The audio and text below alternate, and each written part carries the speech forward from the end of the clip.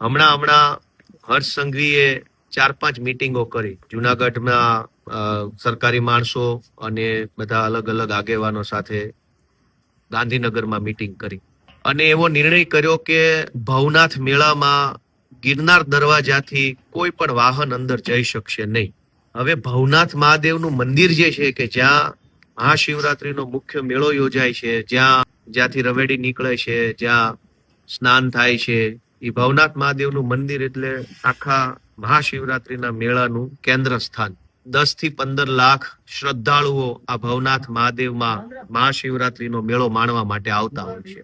15 લાખ લોકો આવવાના કારણે જુનાગઢ આખો જિલ્લો અને ખાસ કરીને જુનાગઢ શહેરમાં લોકોને અંદાજિત 200 કરોડ જેટલા રૂપિયાની આવક થાય છે અલગ અલગ પ્રકારની. એટલે મેળાનું ઐતિહાસિક મહત્વ તો છે જ છે, વત્તા એક રોજગાર નો આર્થિક એક બાબતનો પણ એમાં વિષય સમાયેલો છે.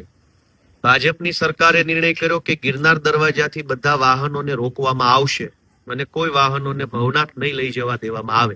એની પાછળ એને કોઈ કારણ રજૂ નથી કર્યું કે આવું કરવાનું કારણ શું.